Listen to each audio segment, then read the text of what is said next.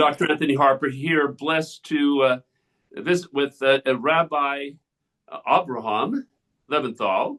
And I thank you, Rabbi Leventhal, for joining me. Now, you are, I know, in Israel, and I'm doing this Zoom video from actually Jerusalem or Yerushalayim to talk about your social service charity, very important here in Israel. And wanted to let people know that you were able to accompany me and help with my tour, my visit actually, to the Nova Music Festival site, which is very somber, very sad site about what happened on October 7th. Very upsetting what happened. But anyway, it was great to be with you that day. And so it took you a little while to fully recover, but I don't know if you ever really fully recover. No, it's something that touches your soul, and I think at least part of it stays with you forever. As I had mentioned to you, and again, I had the tremendous honor and pleasure to accompany you to those sites, that it's sort of become the Auschwitz of modern Israel, because it was the place of the largest annihilation, killing of Jews since the Holocaust, in one day in one place. And it's, as you saw, it has become a memorial to the people who were there, and it's sort of a memorial to all of the people in that general area who lost their lives on October 7th. Yeah, it was very challenging for me to be there and experience those emotions, but I want people to people to know about your social services, wonderful charity here, about helping people, that you've helped a lot since October 7th, and of course before that as well. Yes. So pronounce the name of your social service charity again. Okay. The organization's name is Lema'an Achai, which is Hebrew for the sake of my brethren. And the goal of Lema'an Achai is, there are literally tens of thousands of charitable organizations in Israel, and they all do amazing work. Our particular goal is to help people get on their feet. The idea of a hand up rather than a hand out, to help people get themselves back into the swing of things financially, vocationally. If there are issues, there are causes and effects of a poverty, that we address all of those issues. It's a very comprehensive, holistic approach to dealing with issues in the family, with dealing with the issues of poverty. And we don't pride ourselves. Pride is not something that a person should have. We're grateful for the opportunity to help families in a significant way, to literally change their lives for the better. And it comes from the idea, as Lao Tzu, the famous Chinese philosopher, said that if you feed a man a fish, you fed him for today. You teach him how to fish, you fed him for life.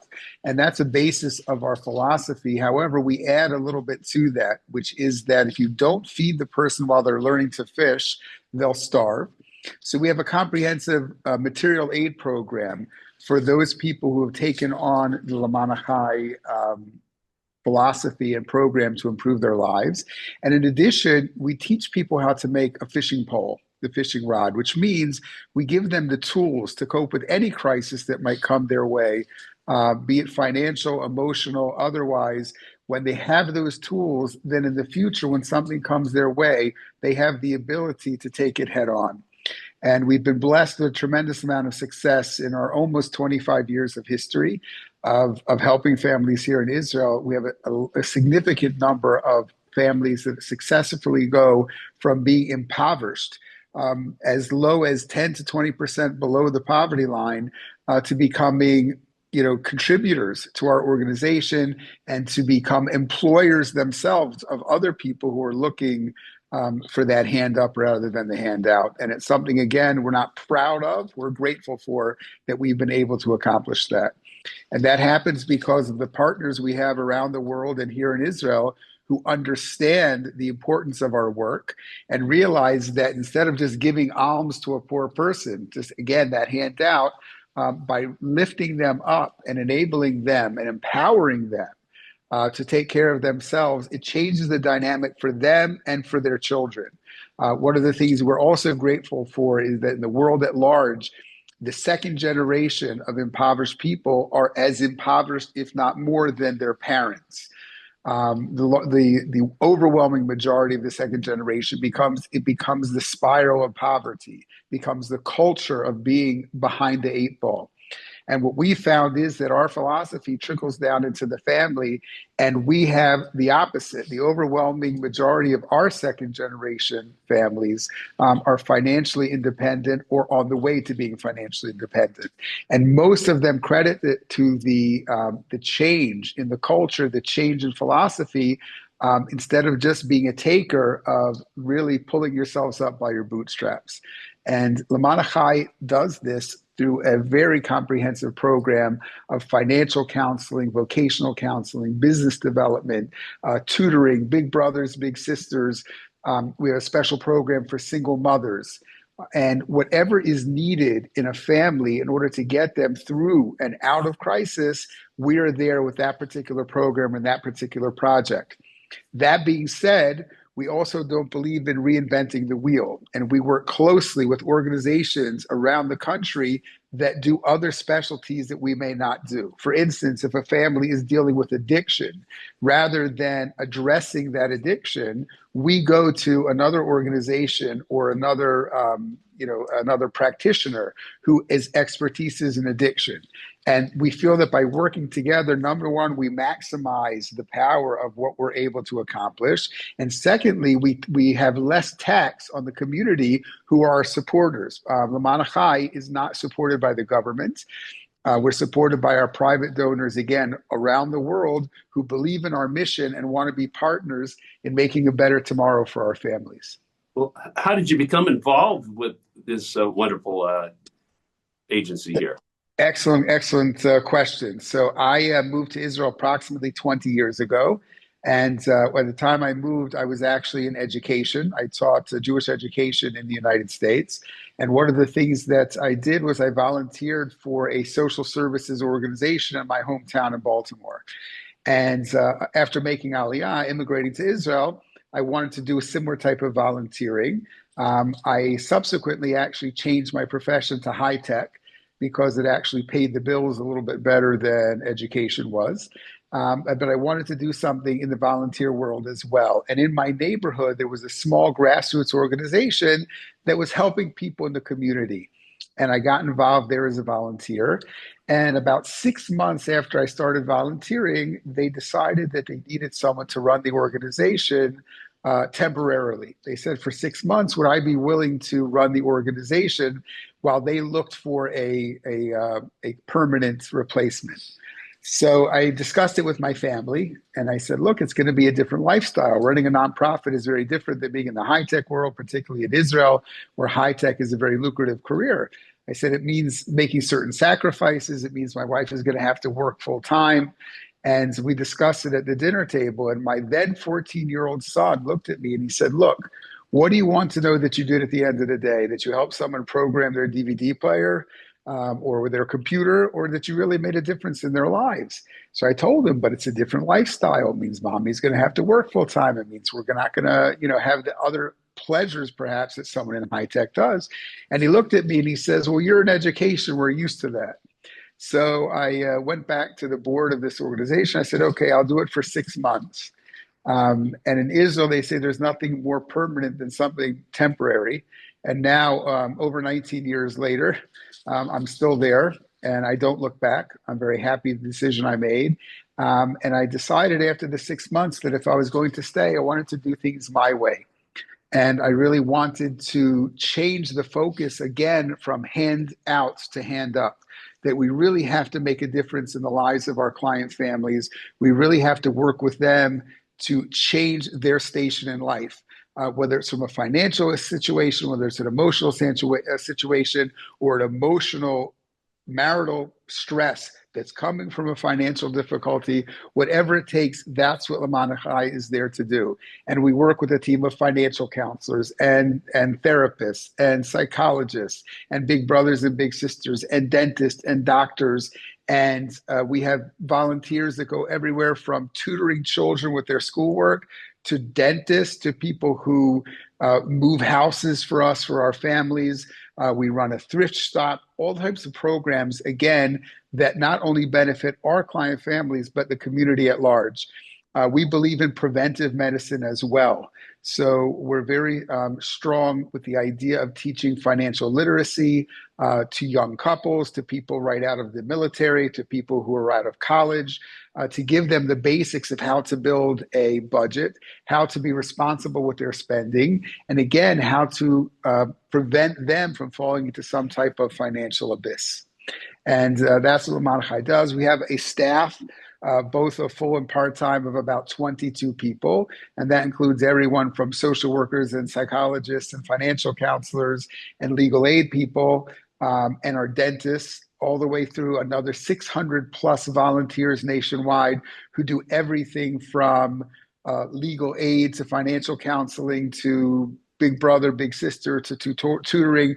Whatever our families need, that's what we're there to provide. Sounds very encompassing, all encompassing in many ways. So how many other agencies like yours are there in Israel? So that's a good question. There are many agencies that do, again, fantastic work. Most of the other agencies concentrate on a particular idea, providing food for people in need, providing interest-free loans for people who need a short-term bridge loan. Maybe there's something for troubled youth, teens at risk. Again, addictions, as I mentioned before. Lema'an Achai is unique in that it puts everything under one roof, either in-house or by working with those other organizations, so that the majority of our client families get all of they need working with Lema'an Achai, and there isn't a need to go to other organizations. I don't know of too many organizations that really copy what we do. Ironically, there's one up and coming in the United States. I'm working with two phenomenal young men who started something, collective kindness, they call it, where they are implementing a Lema'an Achai type of program. We call Lema'an Achai smart chesed. The word chesed in Hebrew means kindness. Smart kindness is not being presumptuous, that there's dumb kindness or not as smart kindness. Smart kindness means that the purpose of helping another person, whatever that kindness is to change their station in life.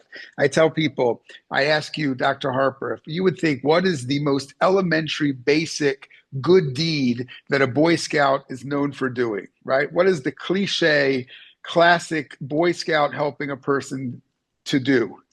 And what comes to your mind usually would be helping the old lady across the street, right? That's what a Boy Scout does. You help the old lady across the street. That's a basic elementary kindness. But within that basic elementary act of kindness, what did you do for that old woman? You moved her from point A to point B. Physically, she was on this side of the street, and now she's on that side of the street. Any kindness or charity that a person does for another should change the station in life of the person they're helping.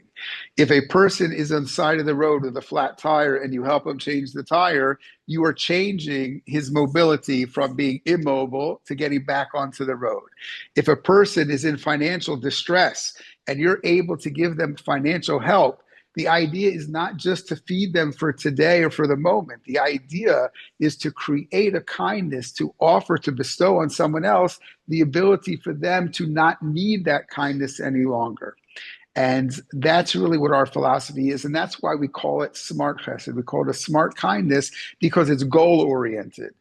We don't want our families within 3 years to be dependent on us anymore. We want them to be able to help others. And we work in many different streams in order to accomplish that goal. What are the long-range goals for your social service? So our long-range goals is to help as many people as possible, but not only that, really to shift the paradigm of the way people look at charity. Again, I'll give you another parable. If you're walking down the Bowery or Skid Row or whatever bleak neighborhood or whatever city in the United States you might live, right? And you're walking down the street and there's a beggar sitting in the gutter and he has his hand out, or perhaps he has a pan or a hat or something collecting money. And you go to give him money, and he decides to stand up at that moment, either to stretch or to thank you, whatever it might be. And you're 5'10" and he's 6'2", right? He's got 4 inches on you. He's towering over you. But in reality, who's the taller one there? No matter how tall he might be, he feels much shorter. He feels much lower than you because he has to take from you. And therefore, when we do the kindness and charity, it shouldn't be just for us to feel good for the moment that we gave him money. Our goal should be that he should no longer need to collect or to ask from someone else. I'll give another story. Let's say it's in the middle of the winter, right? In the middle of the winter, the East Coast just had a tremendous snowstorm in America. As my family misses it here in Israel, we don't get much snow, right? So let's say it's a wintry night and you're in your home in New York or Idaho or Washington or wherever you might live, and you're by your fireplace or you're by your electric heater and you have a cup of tea or a cup of cocoa and there's a knock on the door. And you get up from your warm seat and you go to the front door, and there's someone standing at your door with his hand out. He's begging for alms. So you feel particularly generous. And instead of giving him $1, you give him $5 or $10 because it's cold out and he's freezing and you're warm in your house. And you turn back to your fireplace and he turns to go back to the next house. Who feels good at that moment? You feel good. I just helped him. I gave him more than he expected to get. He'll be able to get a warm meal. He doesn't feel good because he knows that even if he has enough for tonight, he has to start all over again tomorrow. And more than likely, he doesn't even have enough for tonight. So the purpose of any act of kindness or charity is not for us to feel good. We should feel good in that we helped them change their station in life. The heartstrings that should be pulled is that we made a better tomorrow, not only a better right now for those people that we're helping. And that is our long-term goal. Our long-term goal is that everyone who are charitable, kind people, look at their acts of charity and their acts of kindness in the way to change the station in life for the better to the person they're helping. If we can do that, if we can shift that paradigm, then I think we've accomplished a major amount in our holy work. Well, what has been like for you in your work here in light of October 7th, working with all the trauma? Excellent question. So we actually came into the theater of war, right, because how does poverty and smart kindness get into war? So it actually happened in 2006. My first year at Lema'an Achai was the second Lebanon war, where there was a barrage of missiles on northern Israel and thousands of refugees moved to the center and the south of the country. And we're based in Beit Shemesh, even though we work nationwide. We absorbed about 1,500 refugees from the north overnight on a Saturday night here in Beit Shemesh. Now, it was a little bit easier because it was the summer, so schools were out of session. We were able to put families into dormitories, into schools, and into the community centers. But what we found is that because we have a large volunteer base, we're able to mobilize our volunteers and get things done without too much expense. On October 8th, we were called again to provide our volunteer base and our ability to get things done to help in several areas. The first area that we helped was the Army had over 300,000 reservists called up overnight. And there were need for non-essential equipment, flashlights and power banks for cell phones and warm clothing because it was already starting to be the edge of winter here. And we worked with our volunteers and with suppliers and donors from the United States to procure all of those non-essential supplies, meaning not weapons and vests and things like that, but the comfort of life things that the soldiers needed going into Gaza and subsequently going into southern Lebanon. The second area that we worked on were families of evacuees, cities in the south that were near the Gaza border that had to literally run away from their homes with their shirts on their back. They came to us and we were able to settle them in temporary housing.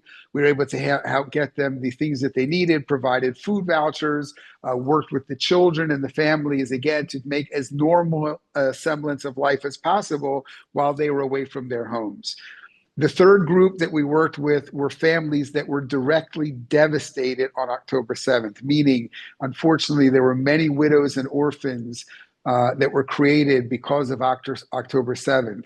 And we were there to help them. One example is that two children lost their parents, both of their parents, and they were adopted by their aunts and uncle. And their aunts and uncle needed to get baby supplies because they didn't have anything. So we were there within 24 hours to provide them with cribs and strollers and all the things that they needed to take care of their niece and nephew that now became their adopted children. And we've been working now with the families of soldiers who are at the front line, some of them for months at a time, making sure that the families are taken care of, if babysitters needed, if meals are needed, things to make them happy. For instance, we just got through Hanukkah. We worked together with an organization in America called Achi, ACHI, who have been very generous in helping the families of reservists. We gave them presents for Hanukkah. We make sure that they get meals for the holidays. Some of the couples needed vacations. They took vacations, the husband and wife, when the husband came home on leave. All of these things improve the quality of life for a nation which is under tremendous stress and in crisis at the moment. And now we're looking for those families, both the reservist families and the evacuees. We're looking for the short, long term with our daily mandate of financial responsibility and making sure that businesses that were affected by the war will be able to continue. People that were, again, without income or had expenses that they weren't expecting, to help them balance that out. That's our daily mandate. That's what we're good at. All of that together we're doing with our volunteer corps in order to make it as easy as possible for those affected by the war. I know there is a lot of hope that the war will end here very shortly. The hostages will be released. And yes, we're praying that that happens, that the safe return of the hostages. And, and it's not only that, it's, there's a healing that has to occur. These people have been through unimaginable, horror and atrocity over the past year plus. And their families here, and again, of course, the families of those who were killed in captivity, and of the soldiers that we've lost, and the soldiers that are injured. One of the programs that we just took on, again, with help with this organization, Achi, was to help the families of 300 seriously injured soldiers. Some of them who've been in rehabilitation since October 2023, we're working now with their families to make sure that they get everything that's needed. Again, not only financially, but also emotionally and spiritually, anything that really will help them in their healing process. So there's a lot to deal with. I know you got a lot of challenges there on so many different fronts. What would your message to Christians in America be, or actually Christians around the world that are supporting effort to help Israel in this crisis? First of all, Dr. Harper, I want to extend from the depths of my heart a thank you to you and all of the Christian Zionists around the world who have really given heart and soul, not only financial, but emotional and other support to us living here in Israel. I can't tell you all of the missions and the solidarity groups that have come from the Jewish world and from the Christian world. And we feel that hug. It's a virtual hug that extends thousands of miles across the world. And the words would belittle our deep feeling of gratitude and appreciation for that concern and that care from people who understand. People understand that this is our homeland. This is the land that God promised to us and wants us here. And to know that we have a cheerleading squad that are not only cheerleading, but actually are there for our defense and our support in every way imaginable is just warms our hearts, and we appreciate it, and we feel that hug, and we hope to give that hug in return, not only when you come to visit us, but that we give it back from across the world as well. And spending the day with you the other day, I just feel that hearing from other people from around the world. I've been contacted from congregations in Texas, in California, in Florida, in New York, Illinois, Indiana, how can we help? What can we do? If nothing else, can we pray for you? Can we be there with you? Please tell us what we can do to help. And it's just so heartwarming to know that we're not alone in the world, that in addition to our Jewish brethren, we have our cousins, our cousins in the Christian world who are really there for us and with us. And it's not taken for granted, and it does not go unnoticed. So I thank you as a representative, along with all the other the clergy and lay leaders of the Christian Zionists in America and Canada and other places in the world. Again, we thank you for your heart and soul that we feel with us. Well, it's been wonderful to be here with you, and wanted to convey that message, which you hear often from Christians, but to hear again that Christians are praying for you, all of you here in Israel, praying for safe return of all hostages, healing that is desperately needed, that the deep healing from all this trauma that people have experienced, and all the provision, and one day we're believing for peace for Israel. And ultimately, Jerusalem in Hebrew is Yerushalayim. It's a city of peace, and it's supposed to be the nucleus of peace in the world. And it's ironic that that there's all of this fighting and wars and bloodshed over what should be the land of peace. And as Isaiah said, that it should come to the point that nations should not lift up against nations. Men should not learn war anymore. And the bottom line is, we can get along. I think in the world at large, no matter who we are, there's a lot more that unites us than divides us. And if we would concentrate that and realize that, I think it would be a much better world for all of us, and certainly for our children. And that's what we want. There's no reason why we can't get along. There's no reason why we shouldn't get along. This world is a big place. Yeah, there's a lot of people in it, but it's a really big place, and there's room for everyone. People think differently, they look differently, they act differently. But there's no reason why we can't coexist. We can't live together. Each person in their own belief system, each person in their own culture, each person in their own language, their way of life, doesn't matter. It doesn't have to contradict each other. Again, the world is a big place. There's room for everyone, no matter who they are, no matter how they are. And we pray that we learn to get along, and we see peace in our land and in the entire world. Well, may that be very soon. So for more information, if people want to learn about your social service charity, what website? It's www.Lema'an Achai, LEMAAN ACHAI.org. And it's a very descriptive website, tells all the things that we're doing. It's up to date. We are a charitable organization here in Israel and in the United States and in Canada and in the United Kingdom. For those people who want to help and be partners in our work, we look at our donors and the gifts of our donors as partners, because we cannot do this alone. And anyone who really invests in us and our families are doing God's work, and they're doing something special, not only bringing prosperity to people who are in despair or were in despair, but they bring a sort of peace in those families as well, because families who find financial independence and emotional independence are happier, more productive families all the way around. And again, we thank our partners. We are just the messengers. We're the facilitators, but it's only because of our partners worldwide that we're able to accomplish so much for so many of our families. Well, I'm going to be putting that link for those that are watching this video. You can look for that link. It's a hyperlink that will be in the description box of this video. So thank you, Rabbi Leventhal, for joining us, sharing with our Christian audience and people around the world about what your social service charity here is all about, and what you've been experiencing here in Israel. Thank you, Dr. Harper. Thank you for the opportunity as well. And thank you for your visit with me on Thursday. It was a very special opportunity to spend time with you and to speak with you. We found we have certain things in common. And it was really a pleasure to be with you again. I would rather have been under better circumstances and visiting better places.